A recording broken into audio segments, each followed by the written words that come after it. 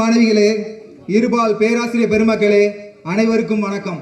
இப்போ நாம ஏன் ஆடிட்டோரிய கலையரங்கத்தில் கூடியிருக்கிறோன்னா, நம்ம கல்லூரி மாணவி மாணவிகள் சார்பாகவும் நம்ம ஊர் பொதுமக்கள் சார்பாகவும் ஒரு சமரச விழா நடத்துகிறதா அறிவிப்பு ஏற்கனவே உங்களுக்கு வந்திருக்கும். இன்னைக்கு நம்ம கல்லூரி மாணவிகள் சார்பாக கோவலன் மாதவி பங்கு பெறும் சிலப்பதிகார நாடகத்தின் ஒரு பகுதி முன் ஒத்திகை இப்போது நடைபெறும். இந்த நாடகத்தை டைரக்ஷன் செய்வது யார் என்றால் நம்ம ஊர் சிங்கம், முன்னாள் நாடக நடிகர். அவர் பல மேடைகளில் கதாநாயகன் நடித்து சிறப்பு பெற்றவர். அவர் லீத்தி என்று எல்லாராலும் அன்போடு அழைக்கப்படுபவர். அவர் நமது கல்லூரி முன்னாள் பேராசிரியர் மிஸ்டர் லீ திரவிய அவர்களை அன்போடு பேச அழைக்கிறேன்.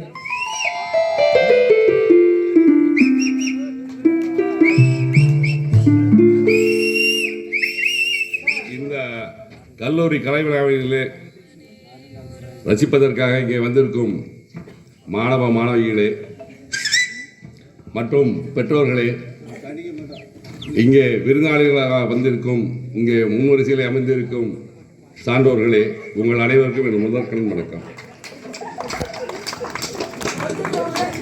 இந்த கல்லூரியிலே பணியாற்ற காலத்திலே நான் நாடகங்கள் பல நடத்தியுள்ளேன். மீண்டும் இந்த கல்லூரியிலே ஒரு நாடகத்தினை இயக்கி அரங்கம் செய்வதற்காக எனக்கு மீண்டும் ஒரு பொன் வாய்ப்பினை அழைத்த அருண் ப்ரொஃபசர் அவர்களுக்கு என் முதற்கண் வணக்கத்தை தெரிவித்துக் கொள்கிறேன்.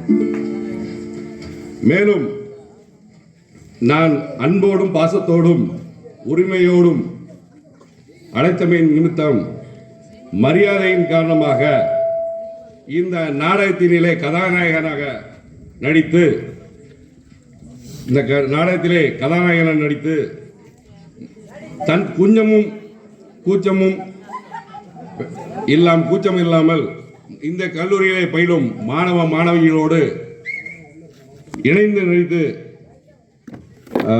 ஒத்துக்கொண்ட ப்ரொஃபசர் ஆனந்த் அவர்களுக்கும் எனது அன்பான நன்றியை தெரிவித்துக் கொள்கின்றேன்.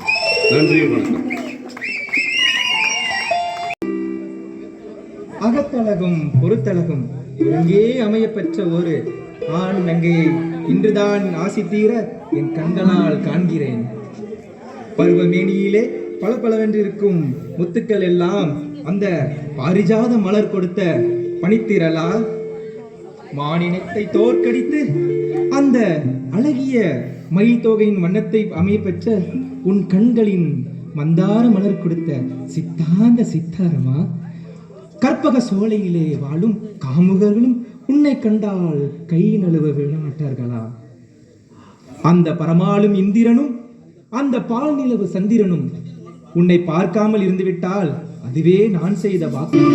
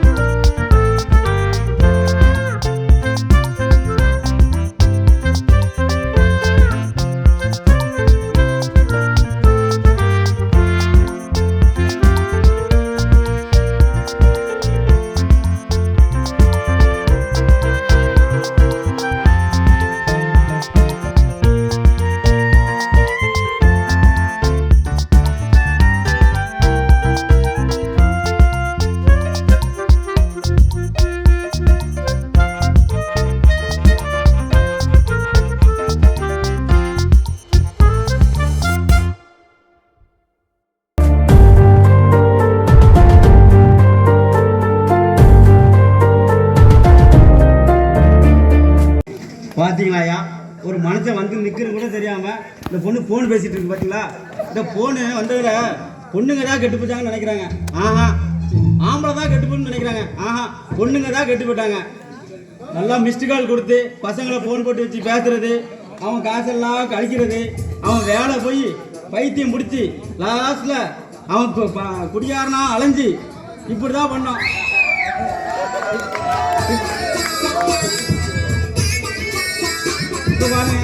அவன் ஃப்ரெண்டுக்கு பேசுறேன்னு சொல்லுவான், பேசிட்டு அர்ஜென்டா நான் கிளம்புன்னு சொல்லுவான். அப்படி அவன் சொல்லல, என் கிட்னி எடுத்து கீழே வச்சிடறாயா.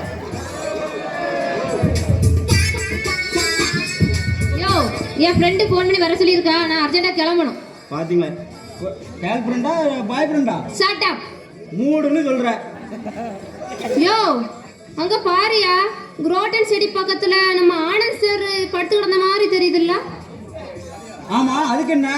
ஐயோ, நான் அவ்வளவுதானே வரையா. நான் மட்டும் அவரை சைட் அடிக்க போறேன், நானும் வரேன். மைசூர் பிருந்தாவனத்தையே வெல்லும் அந்த அழகிய மஞ்சள் வெயிலே, உன்னுடைய சித்தாந்தைகள் எல்லாம் அந்த செக்க சிவந்த வானமே தோற்றுவிட்டது. பஞ்சத்தால் நீ என்னை தடவும் போது அஞ்சத்தால் செய்கின்ற நாணத்தால் கெஞ்சத்தான் செய்கின்றது என் மனமும். பஞ்சத்தால் வருவோரும் உன்னிடத்தில் கெஞ்சும் பொழுது தஞ்சத்தால் நான் மட்டும் உன்னிடத்தில் தஞ்சம் அடைய கூடாதா? கஞ்சம் என்று இருப்பவர்களும் உன்னிடத்தில் சரணடையும் பொழுது நான் மட்டும் மிஞ்சத்தான் செய்வது காதல் ஒன்றுதான்.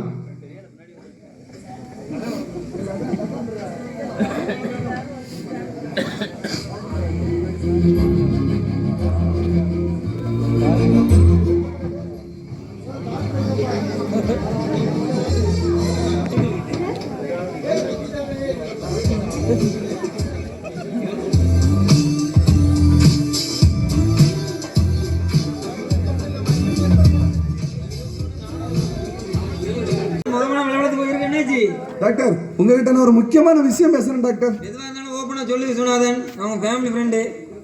டாக்டர், காலங்காலமா எங்க வீட்டு மரியாதை எல்லாமே நான் பாதுகாத்துட்டு வரேன்.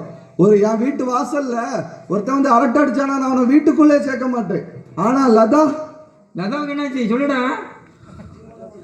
லதா விஷயத்துல நான் தோத்து போயிட்டேன் டாக்டர், நான் தோத்து போயிட்டேன். என்னாச்சு? எனக்கு ஒண்ணுமே புரியல. ஆமா டாக்டர், லதா ப்ரொஃபசர் ஆனந்த காதலிக்கிறா. லதா ஆனந்த லவ் பண்றாளா? ஆமா டாக்டர். ஆனந்தமா? ஆமா டாக்டர். என்னால நம்பவே முடியலையே. டாக்டர், நீங்க உங்க மாப்பிள்ளைட்ட பேசி எனக்கு ஏதாவது ஒரு உதவி செய்யணும்னா. அந்த பரதேசி நான் இப்படி பண்ணான்னு தெரியாதா? கண்டிப்பா நான் பேசுறேன். சரி டாக்டர், நான் வரேன்.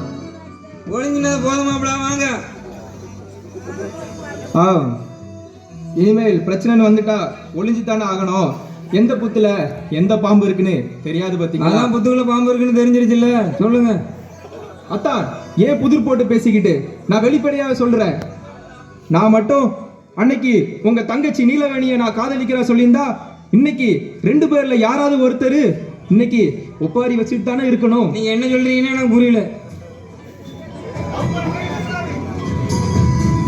ஐயோ அத்தா, நான் இன்னைக்கு என்ன சொல்ல வந்தேங்கிறதே மறந்து போயிட்டேன். என்ன சொல்ல வந்தீங்களோ சொல்லுங்க. எல்லாம் நல்லபடியா தான் நடக்கும். காலம் கணியும் போது உங்களுக்கே அது தெரிய வரும். அது வரைக்கும் என்ன கம்பல் பண்ணாதீங்க ப்ளீஸ். நான் ஐ அம் கோயிங். கிழிஞ்சிரும். குதூகலமும் வேண்டாம் உண்டு.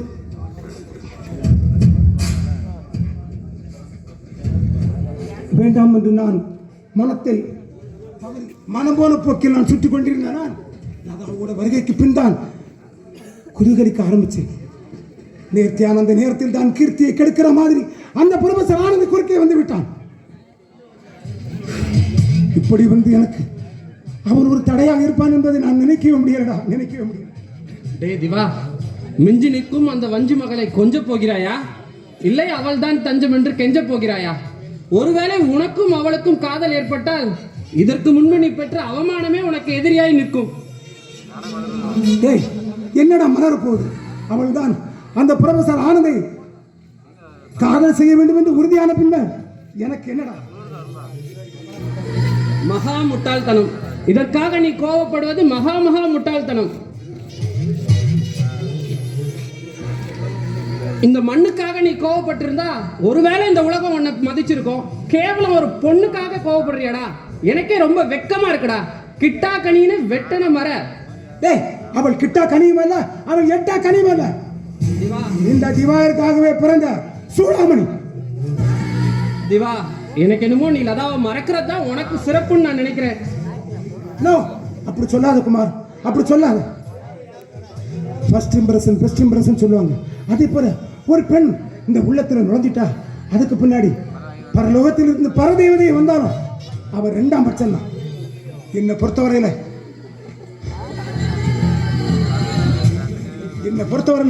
அவளை ஒரு நாளும் என் இதய சிம்மாசனத்தை தூக்கி எறியவே முடியாது. எது எப்படியோப்பா, எனக்கு செமஸ்டர் எக்ஸாம் வரப்போகுது, நான் படிக்கணும், நான் கிளம்புறேன். சரி, 2 நாள் என்ன ஃப்ரீயா விடு. சரி, நீ போயிட்டு வா. சரி. மங்காத அந்த ஓவியம் என் சிங்காரம் மேலி மாளிகையில் தங்கி இருப்பது நாம் செய்த துர்பாக்கியம். தங்கி இருக்காமல் இருப்பது நான் செய்த பெரும் துர்பாக்கியம். ஆமா, அப்படி இருந்திருந்தால் பங்காய தோலை போல் நான் பிரமனை இருந்திருப்பேனா? சூரியனோ சந்திரனோ தத்தம் உருவத்தை கிராணத்தால் இழந்து மீண்டும் அவர்கள் அடைவதைப் போல் நான் அந்த தூங்காமணி கதிரொலியால் சிதறுண்ட நான் மீண்டும் என் தன்னிலை அடைய முடியவில்லை. ஏன் ஏன் இப்படிப்பட்ட இக்கட்டான நேரத்திலும் எனக்கு தூக்கம் வருவது போல் தெரிகிறது என்றால் அது நாம் செய்த பெரும் பேர் அல்லவா?